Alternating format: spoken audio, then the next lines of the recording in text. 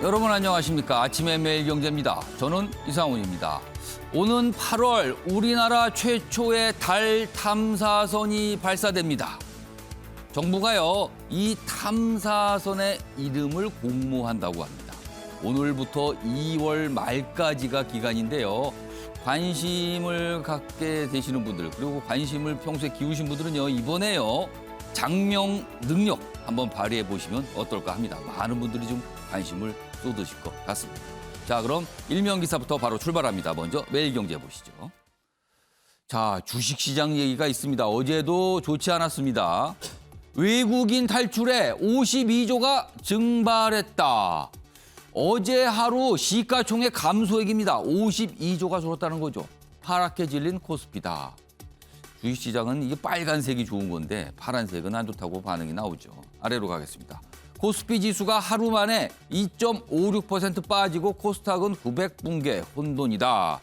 그리고요, 지금요, LG 에너지 솔루션, 이거 굉장히 관심을 갖던 주식 종목인데요. 상장 앞두고 있는데 이게 시장의 형태가 안 좋다. 이런 겁니다. 그리고 아시아 증시 일제히 하락했다. 이런 내용도 담고 있습니다. 다음은 경향신문 보겠습니다. 현실이 된 1만 명 코로나 확진자 하루 확진자 숫자입니다. 자, 어젯밤 10시까지 집계를 해보니까요, 오늘 10,000명이 넘는 건 거의 확실시 되고 있습니다. 오도에 따라서는요, 어제 10시 이미 10,000명 넘었다. 이런 보도까지 나오고 있는 상황입니다. 일주일 전에 2배가 넘었다. 오미크론입니다, 오미크론이요. 정부는요, 다음 달이면은 하루에 최대 3만 명까지도 나올 수 있는 상황이다. 심상치 않다는 거죠. 그리고요, 백신 3차 접종 즉시 완료자 인정한다. 약간 방역에 대한 지침이 조금씩 바뀌고 있는 상황입니다. 이번엔 동아일보 확인해 보겠습니다. 아래쪽에 있습니다. 다급해진 여당, 재보선 공천 포기 카드를 꺼냈다. 3월이죠. 대선 이래 5곳에서 국회의원 재보궐선거가 열리는데요.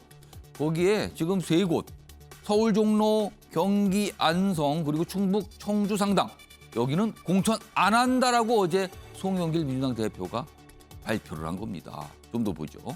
자, 국민 분노에 반성하는 거 위급했다. 그러면서 뭔가 여러 가지 쇄신안, 이런 공천 포기 이외에 다른 쇄신안 역시 발표했습니다. 자, 마지막으로 한국일보 확인해 보겠습니다. 이쪽에 1단 기사로 돼 있는데요. 자, IMF 국제통화기금이요, 인플레이션 더 높아졌다. 우려가 있다는 거죠. 그래서 세계 성장률 줄줄이 하향을 하고 있습니다. 자, 우리나라 전망치도요, 3.3%에서 3.0%로 경제 성장률 전망치를 내리고 있는 상황이다. 세계 경제 그리고 주식시장 지금 심상치 않다는 진단이 계속 나오고 있습니다. 자, 지금까지 일면기사 짚어봤고요. 오늘도 뉴스의 의미를 깊숙하게 짚어주시기 위해, 그리고 생생한 해설을 해주시기 위해 네 분께서 자리하셨습니다. 한 분씩 소개해드리겠습니다. 자, 먼저 화면 가장 왼쪽에 앉아 계십니다. 김남국 더불어민주당 의원 나와 계십니다. 그리고 그 옆에는요, 최진영 변호사 자리하고 계십니다. 세 번째 자리는 이종근 시사평론가 나오셨고요. 그리고 마지막으로 장윤미 변호사 나와 계십니다. 자, 네 분 안녕하세요. 네, 안녕하세요. 안녕하십니까. 오늘 다룰 주요 이슈를 정리했습니다. 아침을 여는 키워드 1월 26일 수요일 순서입니다. 하나씩 짚어보겠습니다. 먼저 첫 번째 키워드 보시죠. 결국 1만 명 코로나 확진자 숫자입니다. 자, 10,000명 이 정도 단위는 다른 나라에서만 있는 숫자로 우리가 그동안 좀 간주를 했는데 우리나라도 이런 숫자를 기록하기 시작한 겁니다. 오늘 이 정도 지금 발표가 될 것으로 보입니다. 자, 두 번째 키워드 확인해 보겠습니다. 벼랑 끝 쇄신, 여당 상황입니다. 어제 뭐랄까요, 이재명 민주당 대선 후보의 지지율이 묶여 있다. 오도 가도 못하고 있다. 이걸 타개하기 위한 여러 가지 얘기들을 그동안 여기서 나왔는데 어제는요, 송영길 대표가 바뀌겠습니다. 이렇게 하겠습니다. 이른바 쇄신안을 내놓은 겁니다. 과연 그 의미, 영향 무엇일지 짚어볼 예정이고요. 세 번째 보겠습니다. 머뭇 제1야당인 국민의힘이요, 윤석열 후보의 부인 김건희 씨의 이른바 공식 등판을 놓고 뭔가 할 것 같기도 하고 안 할 것 같기도 하고 뭐 머뭇머뭇해요. 그래서 도대체 언제 어떻게 뭘 한다는 건지 하긴 한다는 건지 아직은 모르는 상황. 세 번째 키워드입니다. 마지막 키워드 보겠습니다. 이번엔 농업. 대선 후보들이 공약을 굉장히 많이 발표하죠. 많은 경우에는 준답니다. 언론은 이거를 퍼주기라고 비판적으로 보고 있어요. 어제 역시 나왔는데요. 농업 관련 분야에서 나왔습니다. 따라보겠습니다. 자, 아침에 매일경제 첫 번째 이슈는 코로나와 그리고 방역 상황 좀 하나씩 짚어보겠습니다. 먼저 첫 번째 기사입니다. 확진 10,000명 돌파. 오늘 그렇습니다. 오늘이요. 오미크론 수만 명 눈앞에 있다. 자, 이렇게 될 경우에는요. 사회 필수 기능이 마비될 우려가 있다는 겁니다. 자, 왜 그런가 하면요. 예를 들어서 오늘 10,000명 이상 나올 걸로 보이는데요. 10,000명이 확진이 되면은요. 이 확진된 분들과 밀접 접촉을 하신 분들이 있어요. 그리고 가족도 있습니다. 그렇다면 가장 적게 잡아도 4만 명 정도 활동이 제약을 받게 되는 겁니다. 문제가 생긴 거죠. 그런데 만약에요, 이게 수만 단위로 간다면 제약을 받는 분들이 더 늘어나게 된다는 거죠. 그래서요, 이 마지막 작은 제목 마지막 줄입니다. 인구의 10%가 일을 못할 상황도 올 수 있다. 이거 대비해야 된다는 겁니다, 지금. 그러니까 지금과 같은 방역 체계나 어떤 지침, 이거 가지고 앞으로 10,000 단위를 훌쩍 넘어가는 확진자 숫자를 감당할 수 있느냐는 거죠. 지금 체계가 맞느냐는 질문이 계속 전문가들부터 나오고 있는 상황입니다. 자, 그리고요. 또 한편으로는요. 자영업자분들의 고통은 또 이어지고 있는 겁니다. 다음 사진으로 보겠습니다. 자, 삭발을 하는 모습입니다. 어제 여의도 국회 앞에서 이 자영업자분들의 집회가 있었어요. 여기 보시면 방역 조치 이제 반발. 자영업자 299명 릴레이 삭발 투쟁을 했습니다. 299명입니다. 그러면은 왜 하필 299명일까? 이게 왜 그러냐면 여기 아래 사진 설명 아래에 설명이 돼 있는데요. 방역 지침상으로 300인 이상 집회 참가가 불가능해요. 그러니까 299명이 오신 거죠. 그리고 삭발도 상징적으로 299명이 한다. 이런 내용입니다. 어제 집회와 삭발하는 모습이 사진으로 있습니다. 자, 그럼요. 이 사진과 관련된 영상도 준비했습니다. 확인해 보겠습니다.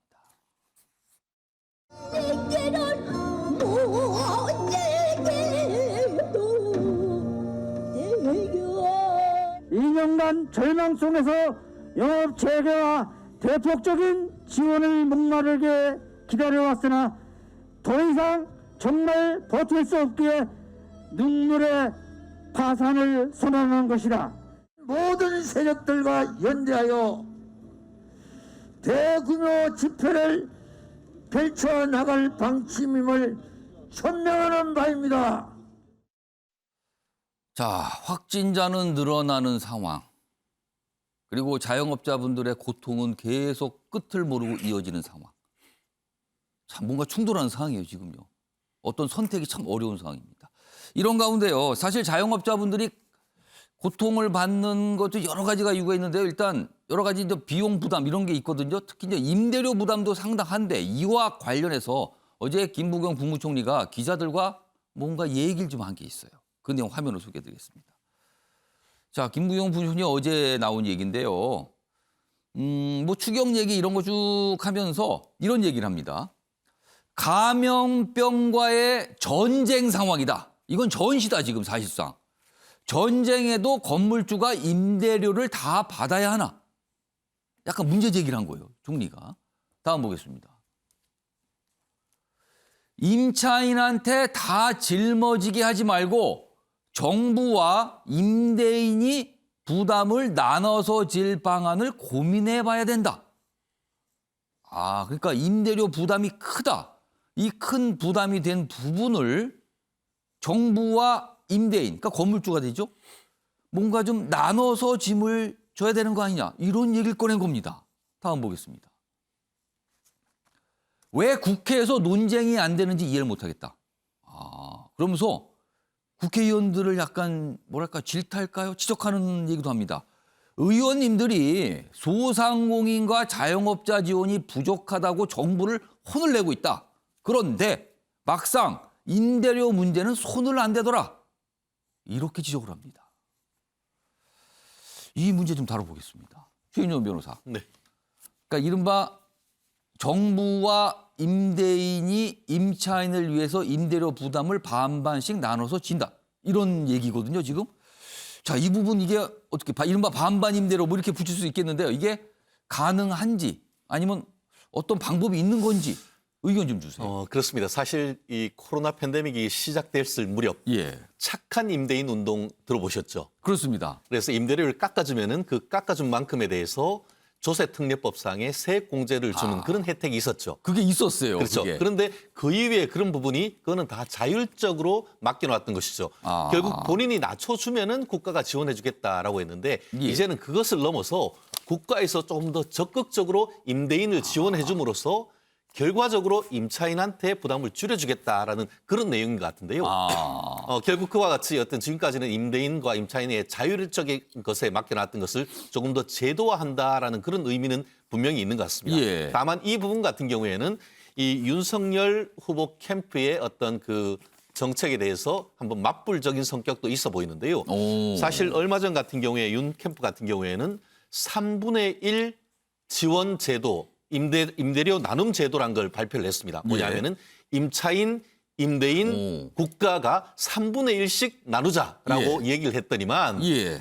이번에는 받고 더블로 하면서 그러느니 아예 절반을 국가가 부담해 주겠다. 이런 식으로 지금 나오고 있는 것 같거든요. 예. 최근에 있어서 그 지금 정부 여당 같은 경우에는 어떻게든 임차인 내지 서민 이를 위주로 갔다가 이번 제도 같은 경우에는 건물을 가진 사람에 대해서 인센티브를 주겠다라는 그런 제도적인 측면에서 봤을 때 선거적 측면에서 봤을 때는 어떻게 보면은 상당히 보수층에 대해서도 지원을 해주는 그런 전략적 의미가 있기 때문에 이 부분에 대해서는 경우에 따라서 뭐 절반이 안 된다 하더라도 상당 부분 임대인을 지원하는 제도적 정책으로 나갈 가능성 상당히 있지 않나 생각을 합니다. 이거는 법을 좀 손질을 해야 되는 상황입니까? 그렇습니다. 아니면 아니어도 됩니까? 이것도 이제 법을 바꿔야 되는 것이죠. 어떤 행정으로 하고 돈이 나가는 데 있어서는 사실상 법적 근거가 있어야 되는데 관련해서 지금 저 언론 보도를 봤더니만 정확한 근거가 어떤 건지는 모르겠습니다만 국회에 관련된 입법이 계류돼 있다라고 하지만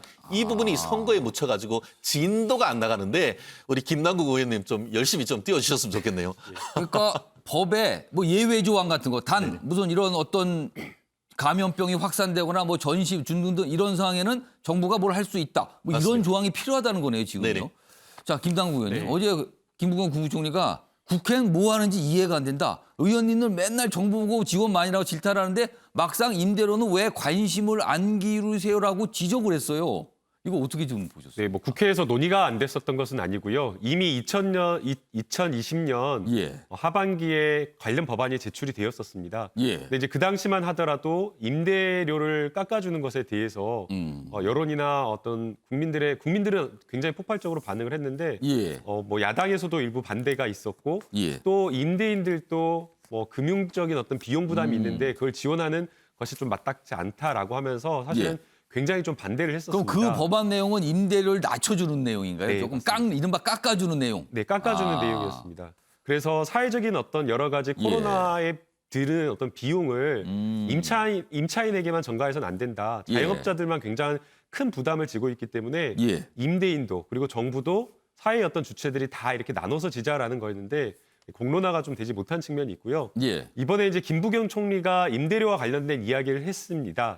다만 저는 좀 아쉬운 것은 임대료 이전에 정부가 적극적으로 재정 지출을 해서 할 수 있는 것은 해야 되는데 그것을 미루면서 입법을 통해서 한참 뒤에 지원할 수 있는 것을 하는 것은 지금 당장 벼랑 끝에 몰려있는 분들에게 아주 뒤에 무엇인가 지원할 수 있다라는 엉뚱한 이야기를 하는 거 아닌가 저는 생각이 듭니다. 추경 얘기를 좀 질타하면서 돈은 어디서 구합니까? 뭐 이런 그래서 저는 취지였거든요. 잘못된 게 지금 재정 건전성과 관련된 부분에 있어서 많은 학자들이나 외국 뭐 IMF 기관이나 이런 데서 다 우리 정부는 더 지출할 수 있는데 지출하지 않았다라고 평가를 하고 있는 겁니다. 아. 그래서 지금 추경안과 관련되어서 정부가 더 적극적으로 써야지 예. 왜 국민들에게는 가게는 빚을 지라고 하면서 정부는 빚을 지려고 하지 않는지 어려울 때 국가가 어려울 때 국민들이 다 부담을 하지 않습니까? 그러면 거꾸로 국민들이 어려울 때는 이런 비상 시국에는 더 적극적인 재정 확대 그리고 정말 전폭적이고 대폭적인 어떤 자영업자에 대한 예. 지원이 저는 있어야 된다고 생각이 듭니다. 이재명 후보 측에서 혹시요, 이재명 후보가 이 임대료 관련해서 뭐 공약이나 이런 거 좀 고민하는 게 좀 있나요? 네, 충분하게 고민하고 논의를 하고 있고요. 예. 이것뿐만 아니라 즉각 즉시할 수 있는 추경안과 관련된 논의를 더 시급하게 저는 해야 된다고 생각이 됩니다. 예. 그 부분에 대해서는 정부가 돈을 안 내려고 하면서 마치 지금 방금 예. 총리가 이야기한 것처럼 돈을 어디서 국가가 가져오냐라는 그런 식의 답변을 하면서 또 임대료는 깎아주겠다는 예. 식의 엉뚱한 모순된 말을 하는 것은 납득하기 어렵습니다. 지금 추경 논의가 이루어지고 뭐 정부에서 뭐 이렇게 잡고 있잖아요, 방향을. 국무총리가 아마 국회 출석해서 질문 받고 이런 기회가 있을 텐데 여당과 여당 의원들과 국무총리 사이에서 언쟁이 좀 있을 수도 있겠는데요. 아니 임대료부터 좀 하세요. 무슨 소리입니까? 추경 좀 제대로 하세요. 뭐 이런 거 아닐까 싶기도 하네요. 약간 예상이 됩니다. 어떤 모습일지요 지금요. 김부겸 총리가 어제 이 얘기도 좀 더 했습니다. 그것도 화면으로 하나 준비했습니다. 그러니까 어제 이 기자들과 만나서 이게 뭐 간담회 형식으로 이제 대화를 한 거거든요. 최근 상황에 대해서. 근데 이 얘기도 했어요. 그러니까 이 방역, 정부가 고민이 있다는 거죠. 영업을 전면적으로 허용하면 손실이 금방 회복된다고 하는데 확진자 7만, 8만 만약에 기록한다면 우리 사회가 이거 감당할 수 있습니까? 그러니까 정부의 고민도 여기 있다. 그러니까 아까도 말씀드렸지만은 확진자는 좀 늘고 있는 상황, 자영업자분들은 고통은 이어지고 있는 상황. 사실 두 가지가 이게 뭔가 충돌이 되고 있는 이런 상황. 그래서 총리의 발언 중에 하나가 바로 이거였습니다. 고민이 있다는 걸로 읽힙니다.